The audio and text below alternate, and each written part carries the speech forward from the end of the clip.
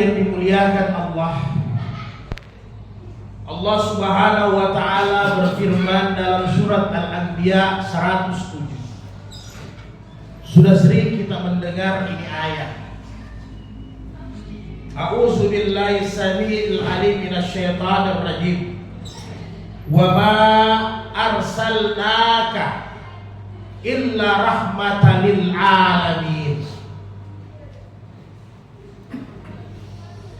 Dalam arti tekstualnya, wahai Muhammad, wahai Rasulullah, tidaklah aku utus engkau menjadi nabi, menjadi rasul, kecuali untuk rahmat sekalian alam. Dalam tafsir yang muhtabar, ayat ini dijelaskan bahwa Rasulullah Sallallahu Alaihi Wasallam adalah mata air. Rasulullah itu adalah sumber kebahagiaan. Rasulullah itu adalah sumber kebaikan bagi kehidupan di dunia sampai kehidupan di akhirat. Yang disebut dengan sumber atau mata air berarti sangat bermanfaat. Bahkan Ibnu Abbas dalam tafsirnya berkata, barang siapa yang menerima kasih sayang Rasulullah, mensyukurinya, maka dia akan mendapatkan kehidupan yang baik di dunia dan dia nanti sukses di akhirat. Sebaliknya, barang siapa yang menolak, menentang ajaran-ajaran Rasulullah, tidak mau menerima ini agama, berarti kehidupannya sengsara dan sampai di akhirat dia akan menyesal. Tidak ada kebahagiaan yang dia dapatkan.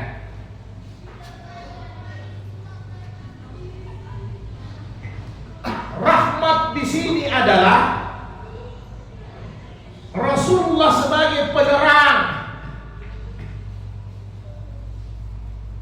Rasulullah membawa kebaikan dan kebahagiaan, keselamatan bagi semua makhluknya Allah, bukan hanya manusia. Tidak heran kita sering mendengar dalam hadis-hadis sahih, janganlah kalian menyakiti binatang, kata Nabi. Bahkan binatang itu yang ingin disembelih sekalipun, kata Nabi, pertajam pisau-pisau kalian, supaya sembelihannya itu lembut, tidak terasa sakit oleh binatang-binatang sembelihan. Bahkan di hadis yang lain, jangan sekali-kali mencabut-cabut dedaunan kalau tidak dimanfaatkan, kata Nabi. Jangan merusak tumbuhan kalau tidak dimanfaatkan. Bahkan dalam keadaan perang sekalipun, Nabi melarang untuk membunuh binatang. Nabi melarang untuk membakar pohon-pohon. Inilah rahmat sekalian alam. Semua dapat ini kebaikan dari Rasulullah. Apalagi sesama manusia.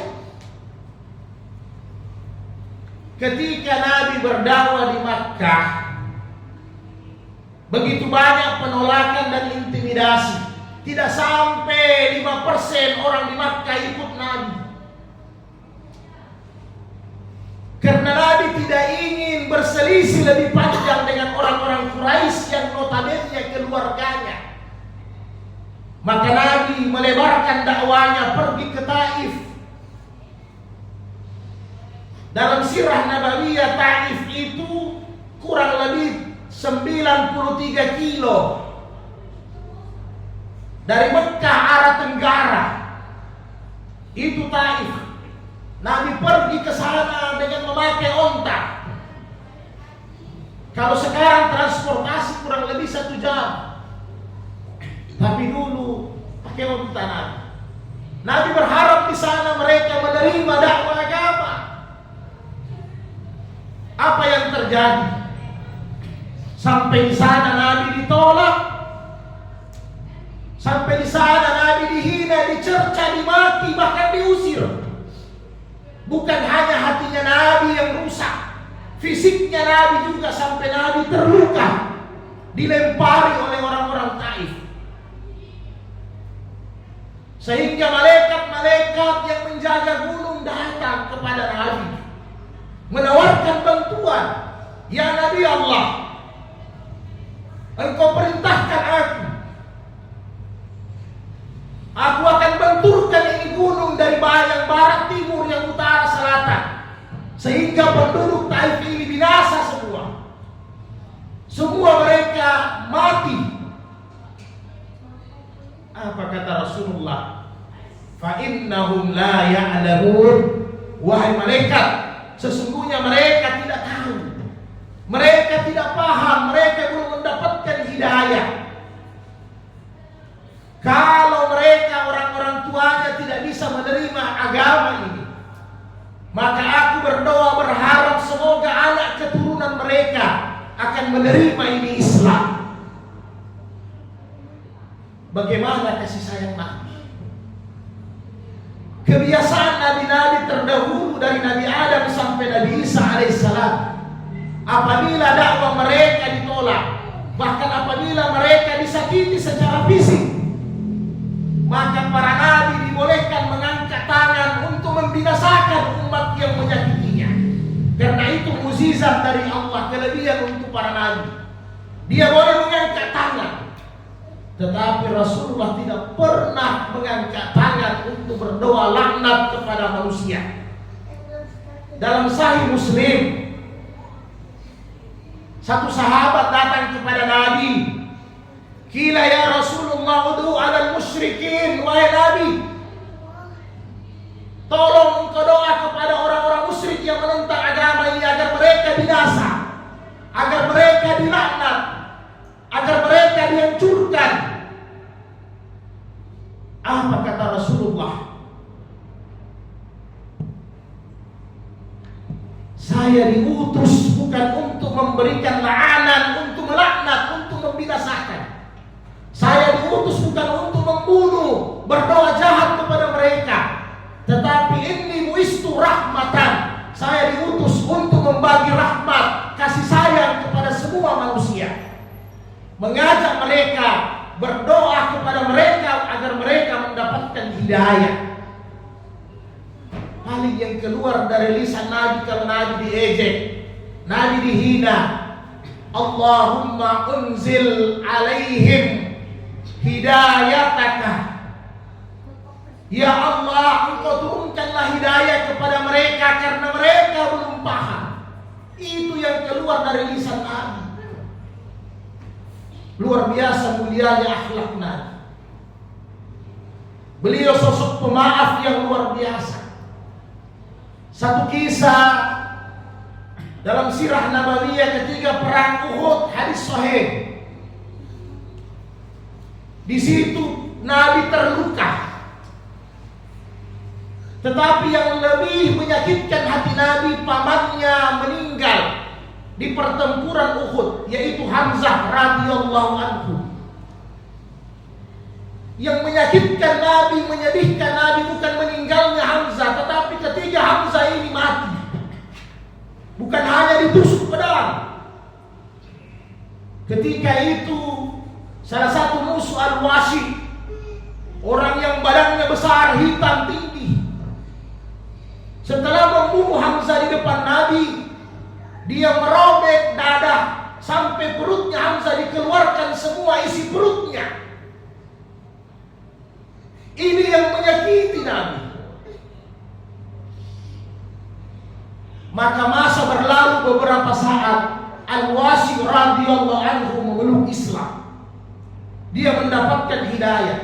Ketika dia datang ke hadapan Nabi untuk berbaiat bersyahadat, maka Nabi terima baiatnya, terima syahadatnya, tetapi Nabi tidak menatap mukanya Al-Washi. memalingkan wajahnya dan berkata, saya tidak mampu melihat wajahmu Wahsy. Kalau saya melihat wajahmu, saya teringat nanti bagaimana engkau mencabik-cabik paman saya. Nabi maafkan. Al-afina anin nas. Inilah sifat Nabi, memaafkan semua manusia. Luar biasa. Ma'asyiral muslimin rahimakumullah. Mudah-mudahan di bulan Rabiul Awwal ini, disinilah Nabi dilahirkan. Kita teringat kembali bagaimana seandainya baginda Rasulullah tidak dihadirkan di muka bumi, kegelapan zulumat akan bertambah gelapnya manusia, bertambah bobroknya peradaban manusia. Maka nikmat dengan lahirnya Nabi, nikmat dengan diangkatnya Nabi menjadi Rasul adalah nikmat dan anugerah besar bagi kita umatnya. Semoga Allah Subhanahu wa Ta'ala mempertemukan kita dengan baginda Rasulullah nanti di yaumil kiamah. Ya Rasulullah, kami rindu kepada Engkau. Ya Rasulullah, kami mencintai Engkau. Ya Rasulullah, ya Allah, tempatkanlah kami bersama dengan orang-orang yang kami cintai, yaitu baginda Sayyidina Rasulullah bin Abdullah al-Mustafa sallallahu alaihi wasallam. Barakallahu fil Qur'anil Karim wa nafa'ni bil ayati wa zikril hakim. Aqulu qouli hadza fastaghfir innahu wal ghafurur rahim.